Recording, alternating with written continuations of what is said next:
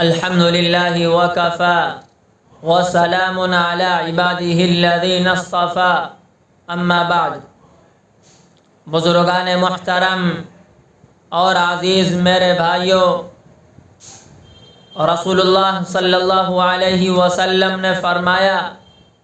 کہ میرے صحابہ کے بارے میں اللہ سے ڈرو، میرے بعد ان کو ہدف، نشانہ، ملامت بند بنانا۔ جو میرے صحابہ کو دوست رکھتا ہے وہ میرے وجہ سے ان کو دوست رکھتا ہے۔ رسول اللہ صلی اللہ علیہ وسلم نے فرمایا کہ اگر کوئی انسان میرے صحابہ کو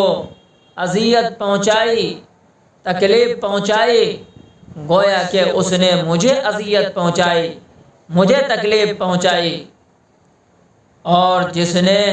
مجھے اذیت پہنچائی گویا کہ اس نے اللہ تعالیٰ کو اذیت پہنچائی،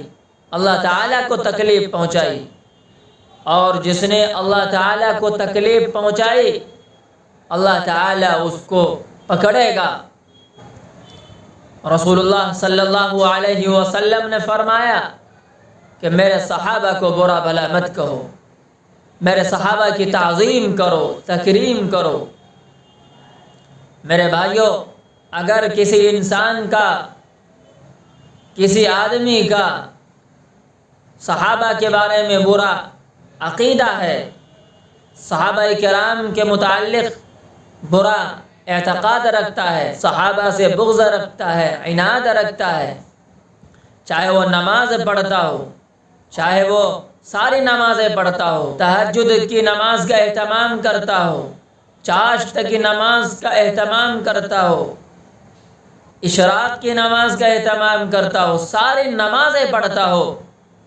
پھر بھی وہ انسان گمراہ ہے، کیونکہ رسول اللہ صلی اللہ علیہ وسلم نے فرمایا میرے صحابہ کے بارے میں اللہ سے ڈرو، میرے صحابہ کو برا بھلا مت کہو۔ تو ہمیں اہل بیت اور صحابہ کے بارے میں اور اہل بیت کے بارے میں ہمیں برا عقیدہ نہیں رکھنا ہے۔ اگر کوئی انسان اہل بیت کے متعلق برا عقیدہ رکھتا ہے، صحابہ کے بارے میں برا عقیدہ رکھتا ہے تو وہ انسان گمراہ ہے۔ اگر کسی انسان نے زندگی میں ایک بھی نماز نہیں پڑھی، کسی فرض کا انکار نہیں کیا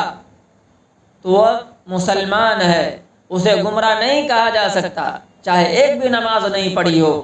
لیکن اگر کسی انسان نے